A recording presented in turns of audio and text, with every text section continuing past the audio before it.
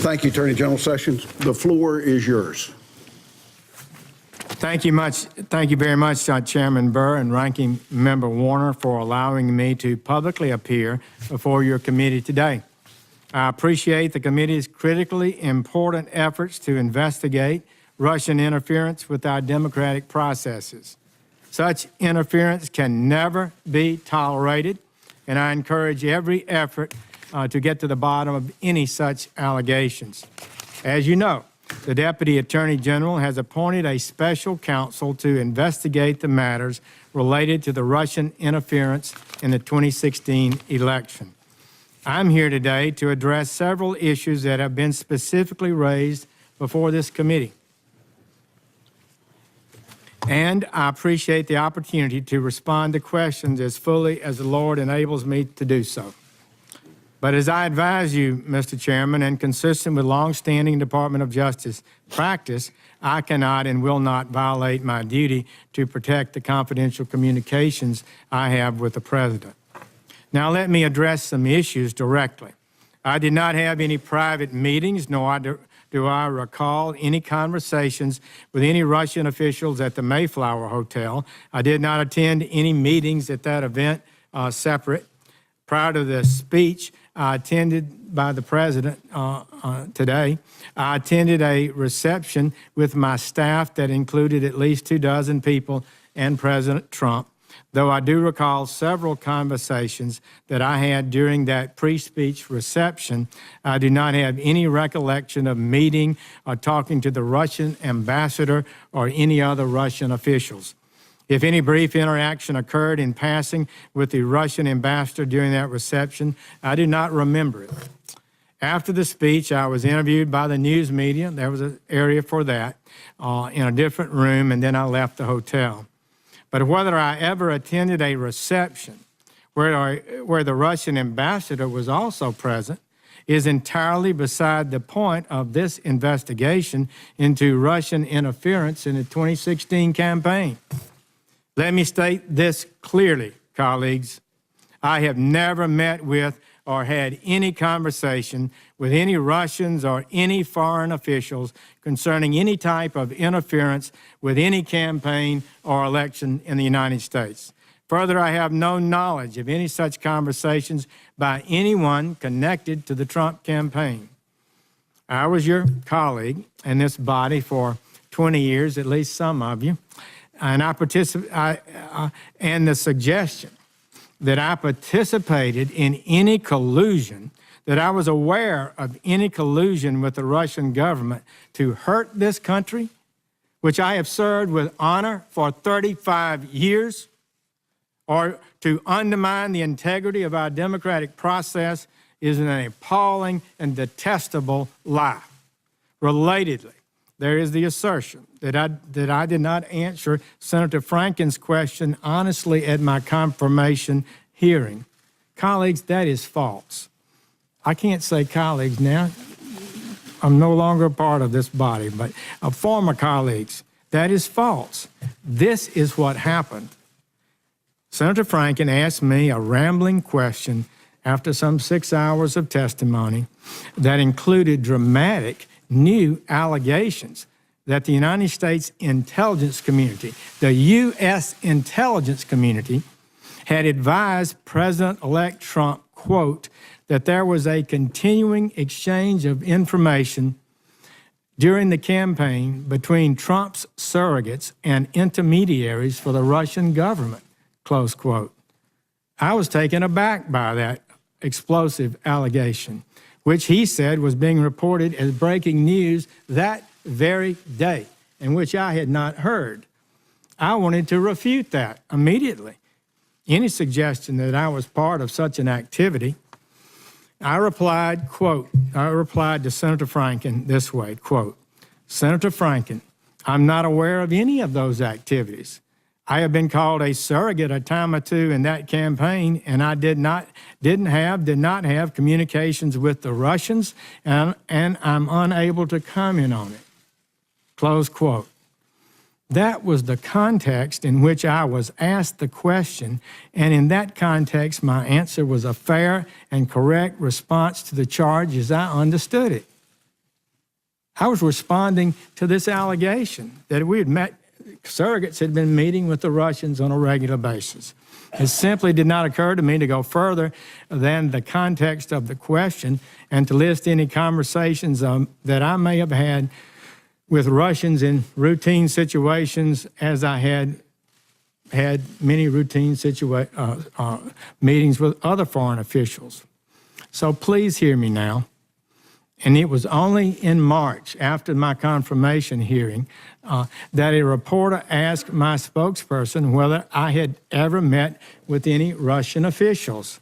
This was the first time that question had squarely been posed to me. On the same day, we provided that reporter with the information related to the meeting that I and my staff had held in my Senate office with Ambassador Kislyak, as well as the brief encounter in July after a speech that I had given during the convention in Cleveland, Ohio. I also provided the reporter with a list of 25 foreign ambassador meetings that I'd had during 2016. In addition, I provided supplemental testimony to the Senate Judiciary Committee to explain this event. So I readily acknowledge these two meetings, and certainly not one thing happened that was improper in any one of those meetings. Let me also explain clearly the circumstances of my recusal from the investigation into the Russian interference with the 2016 election. Please, colleagues, hear me on this.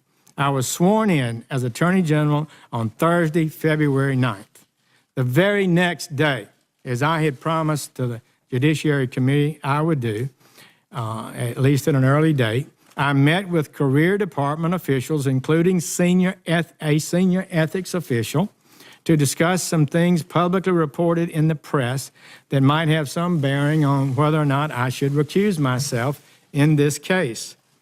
From that point, February 10th, until I announced my formal recusal on March 2nd, I was never briefed on any investigative details, did not access any information about the investigation. I received only the limited information that the department's career officials determined was necessary for me to form and make a recusal decision. As such, I have no knowledge about this investigation as it is ongoing today, beyond what has been publicly reported. I don't even read that carefully. And I have taken no action whatsoever with regard to any such investigation. On the date of my formal recusal, my chief of staff sent an email to the heads of relevant departments, including by name to Director Comey of the FBI, to instruct them to inform their staffs of this recusal and to advise them not to brief me or involve me in any way in any such matters. And in fact, they have not. Importantly, I recuse myself not because of any asserted wrongdoing or any belief that I may have been involved in any wrongdoing in the campaign, but because a Department of Justice regulation, 28 CFR 45.2, I felt required it. That regulation states in effect that department employees should not participate in investigations of a campaign if they served as a campaign advisor.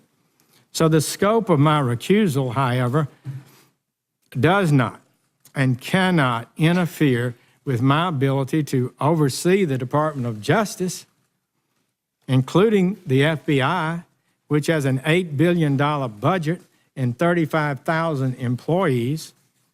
I presented to the President my concerns and those of Deputy Attorney General Rod Rosenstein about the ongoing leadership issues at the FBI, as stated in my letter recommending the removal of Mr. Comey, along with the Deputy Attorney General's memorandum on that issue, which have been released publicly by the White House. Those represent a clear statement of my views. I adopted Deputy Attorney General Rosenstein's points that he made in his memorandum and made my recommendation. It is absurd, frankly, to suggest that a recusal from a single specific investigation would render the Attorney General unable to manage the leadership of the various Department of Justice law enforcement components that conduct thousands of investigations. Finally, during his testimony, Mr. Comey discussed a conversation that he and I had about the meeting Mr. Comey had with the President. I'm happy to share with the committee my recollection of that conversation that I had with Mr. Comey. Following a routine morning threat briefing, Mr. Comey spoke to me and my Chief of Staff. While he did not provide me with any of the substance of his conversation with the President, apparently the day before, Mr. Comey expressed concern about proper communications protocol with the White House and with the President. I responded. He didn't recall this, but I responded to his comment by agreeing that the FBI and the Department of Justice needed to be careful to follow department policies regarding appropriate contacts with the White House. Mr. Comey had served in the department for better than 2 decades, and I was confident that he understood and would abide by the well-established rules limiting communications with the White House, especially about ongoing investigations. That's what's so important to control. My comments encouraged him to do just that, and indeed, as I understand it, he in fact did that. Our Department of Justice rules on proper communications between the department and the White House have been in place for years. Mr. Comey well knew them. I thought and assumed correctly that he complied with them. So I'll finish with this. I recused myself from any investigation into the campaign for president, but I did not recuse myself from defending my honor against scurrilous and false allegations. At all times throughout the course of the campaign, the confirmation process, and since becoming Attorney General, I have dedicated myself to the highest standards.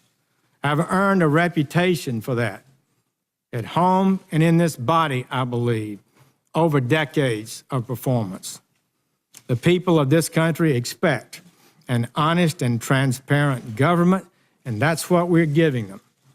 This president wants to focus on the people of this country to ensure they are treated fairly and kept safe.